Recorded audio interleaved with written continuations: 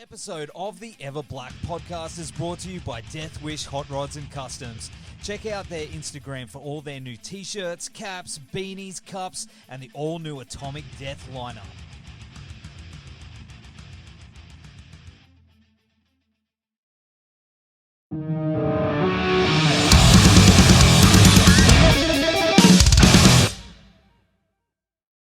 Hey, Liam, it's good to talk to you again, man. Like, it's been a little while, dude. I mean, last time was on the phone. This is the first time that we've... Yeah, now we've embraced this digital age. Mm-hmm. Yeah. I love the phone, though. I'm going to say, maybe I'm admitting my 42-year-old age, but something nice about just audio only. Now you got to, like, make sure your hair is right. You're like... It's true. You have to be wearing a Guar shirt, so like people know you're crucial.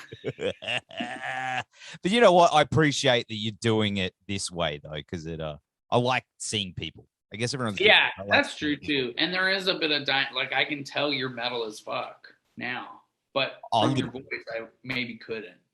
Oh yeah, see that's it. Really? Hey, I'm in 2 death metal bands, man. I mean, you have like a metal-ish speaking voice. Hey, go, mate. Yeah. Right? Yeah. But if you told me you like sang in 2 pop punk bands, I'd be like, oh, I don't know. Yeah, for sure. I can't see what your room looks like. And then you're like, no, the room is metal as fuck. It's nerdy and metal, and my wife hates it. But of course, Liam, the new Cancer Bats album, Psychic Jailbreak, it's early. Psychic Jailbreak. I got that. It's a tongue twister. Well, I don't know. I just, this time of morning. But April 15, I've been lucky enough to hear this thing, dude. And You've heard it. Yeah, man. Several thousands of times. Well, I'd say a few. I've had it on loop over the last week, and it's a good time. It's a really good time. I wholeheartedly agree. I'm really proud of it. I'm really excited for April 15th to come. Because even the response to the first 2 tracks has been like so sick. Like people are so pumped on them. And I'm like, you don't even know. They have no idea. You don't even know. No idea. It's so good, man. Like it's, it's there's a lot to unpack with the concept behind it too. It seems to go pretty deep, but there's a lot of positivity in there as well. I try to keep it posy. Yeah, man, it's really good. So what was the concept behind Psychic Jailbreak, other than everything going on in the world? The idea of a psychic jailbreak is like a shift in perception, which I didn't even realize until I wrote that song. I kind of like had that idea while I was like riding motorcycles. I rode my motorcycle from, you would understand this, Australia's big. So I rode from the East Coast where I live to Toronto to go have band practice for the first time with Mikey and Jay. So At that time we were writing the record, but we hadn't finished a lot of the like parts or anything like that. So I rode for 20 hours to go meet up with those dudes. And so while I was like in my helmet, I was like thinking of this idea of like a psychic jailbreak. But I thought of it, like literally like breaking open your mind.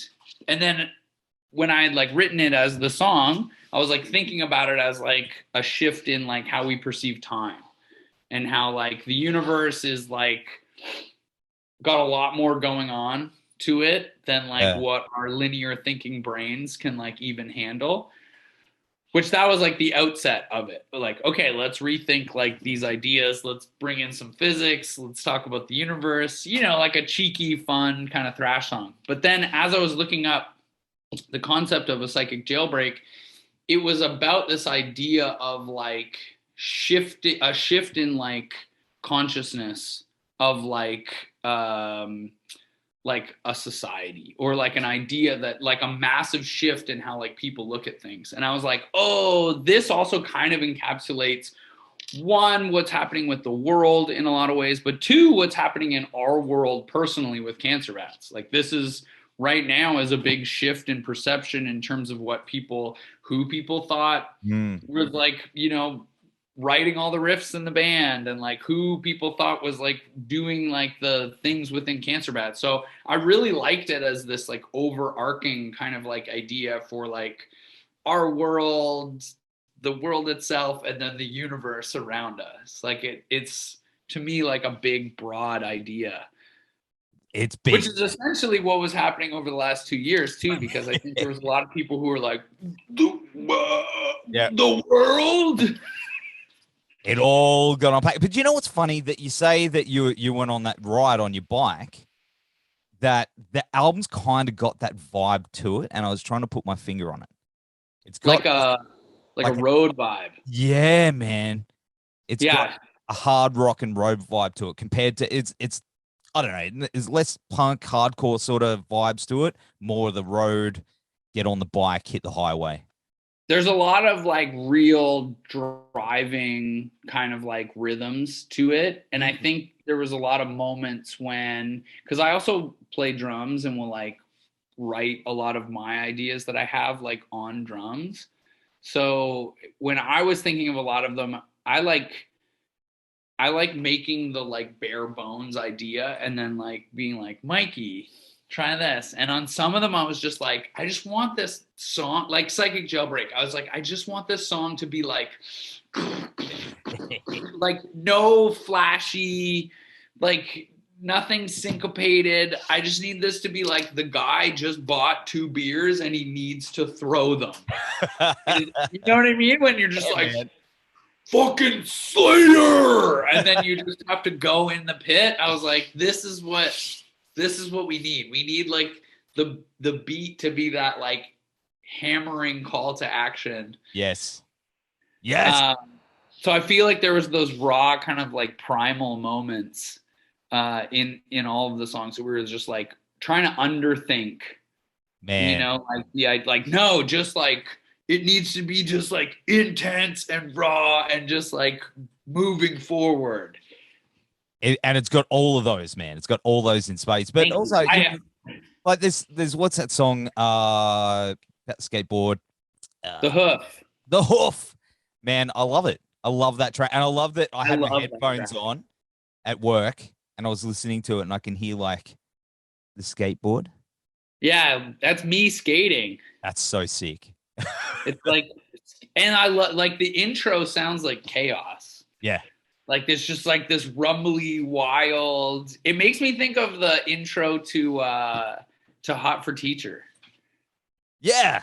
Where it's like the drums are kind of like you're not even sure what's happening. Yep. And then it gets going and you're man, I love it. But I always wish Hot for Teacher was more of a badass song. Hey, I love that song. It rips, but imagine it was less nonsensical and it was more kick-ass lyrically. Yeah. That's not what do you mean he's got it made? He's Hot for Teacher? Yeah.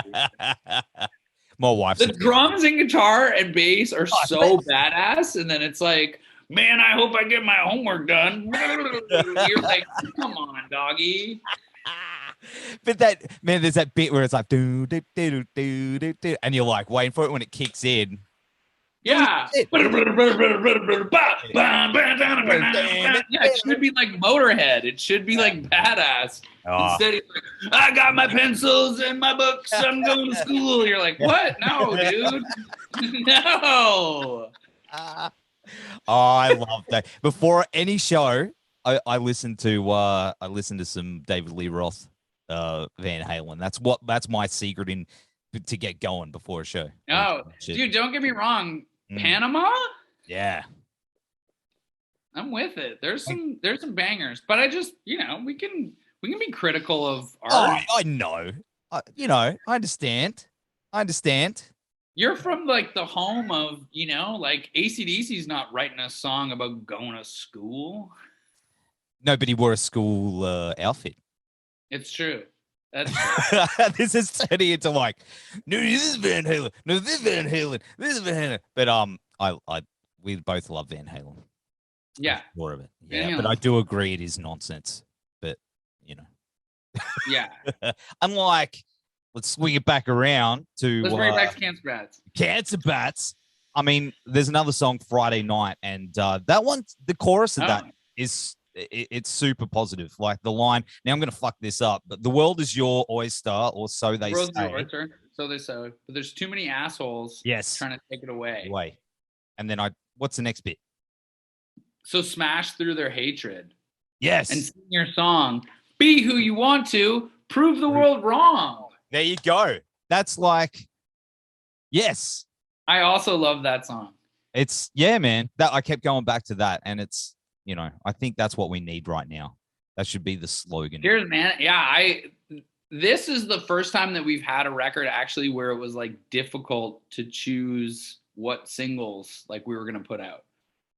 Wow. Because it's like there's like legit like the Hoof, like Lonely Bong, Friday Night, like it's like, oh, Psychic Jailbreak, like Pressure Mind, like there's so many songs that I want to share with people that like that was the nice thing about the last record is that we didn't have to choose. We just put the whole thing out. Yeah. We just dropped the bomb. And then so now we're back to like having to like, oh yeah, what single should we put out? But yeah, Friday Night is like one of my favorite ones because it's so punk too. Yeah. Like, yeah, man. And then that melodic chorus. That song was crazy too because Jay, the reason why it's called Friday Night is because Jay wrote that, like the whole thing, top to bottom. He wrote the whole thing on a Friday night. Wow. Like it's like there was no drums, there was no nothing, and it didn't change other than I came up with that chorus, and I think Jay originally had it as 6 parts, and I wanted it to be 8 because I wanted to finish the phrasing. So that's the only thing we did. We just made that phrasing longer. But Jay had the solo. He had like he wrote all of that just like on a Friday night hanging out by himself, and we were just like, so good. Dude, so good. And then I literally like had that kind of earworm chorus and then like sort of like came up with that that like vocal for it and was just like, this is all I need to change. And like, yeah, that'll work for sure. Absolute banger, that one. I love it. Thanks, man. Yeah, I can't wait to play that one live. Yeah, I can't wait to see it live. I think that's going to be one of the highlights for sure. And then you've got Hammering On. Who does the female vocals for that? Is that that's our friend Brooklyn Doran. So she's like a good friend who actually I met her originally because she worked for our accountant. Wow.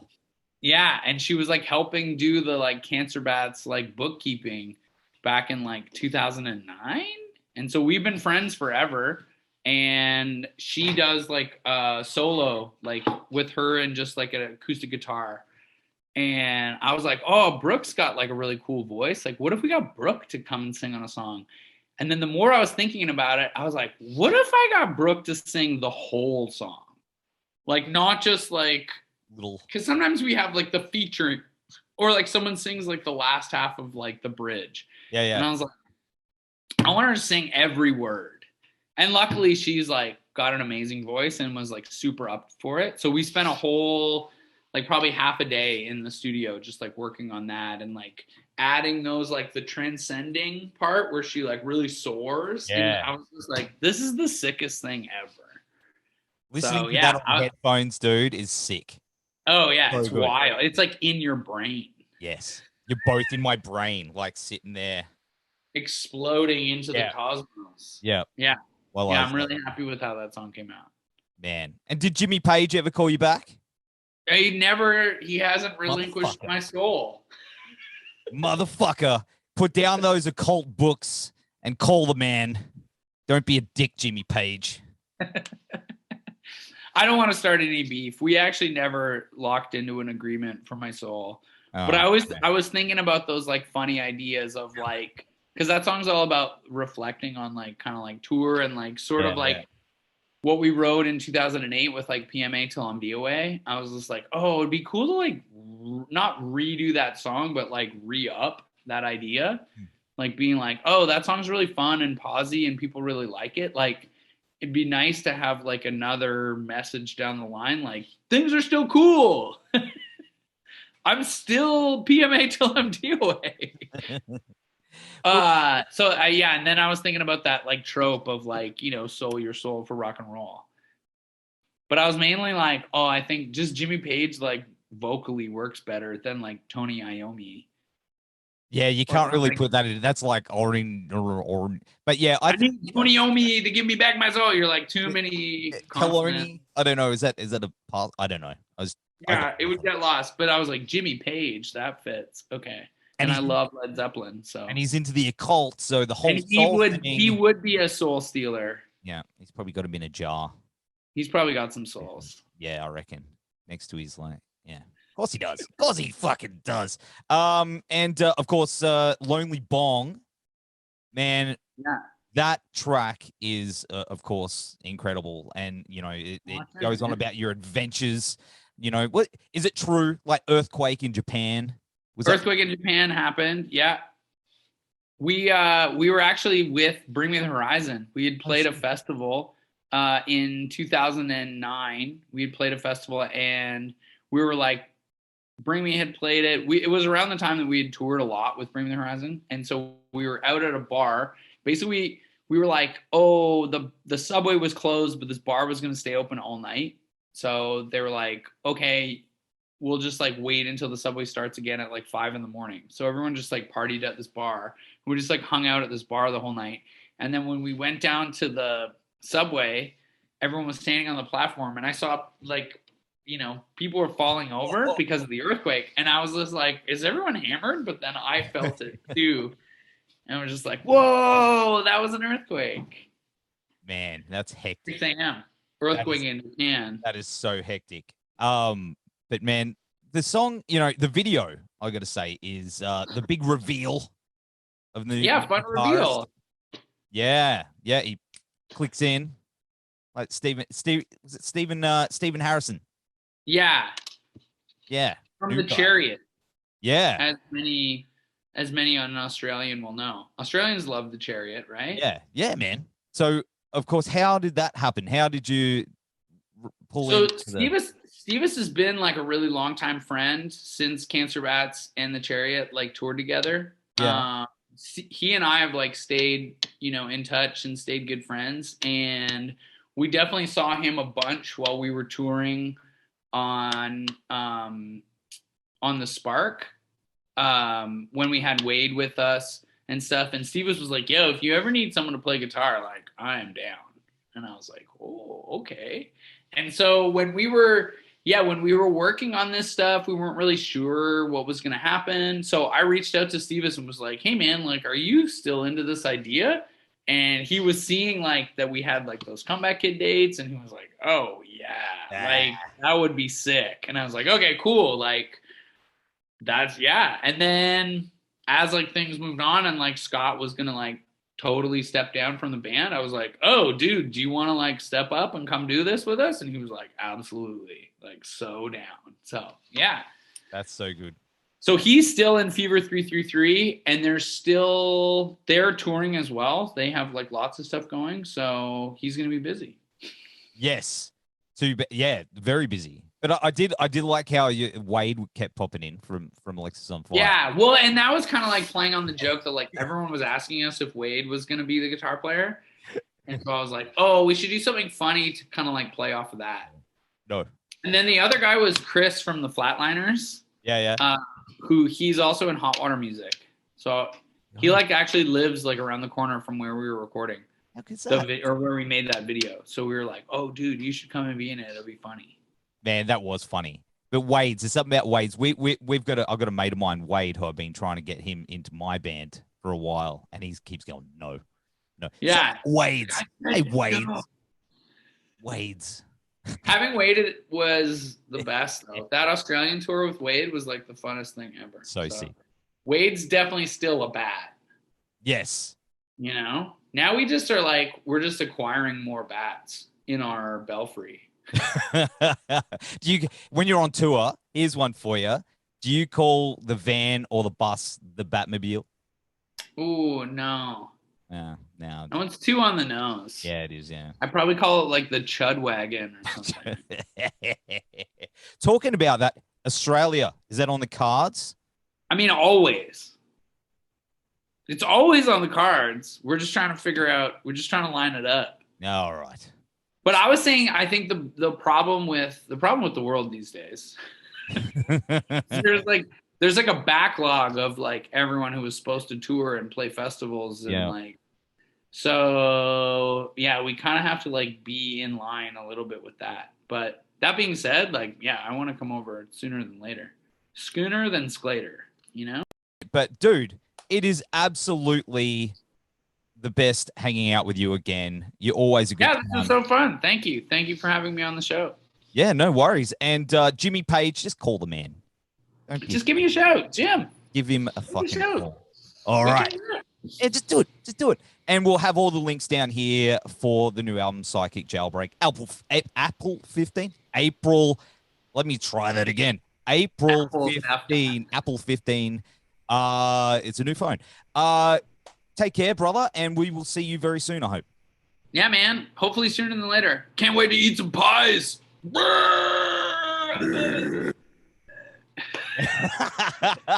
Take care, brother. See ya. Cheers, man. You too. Hey.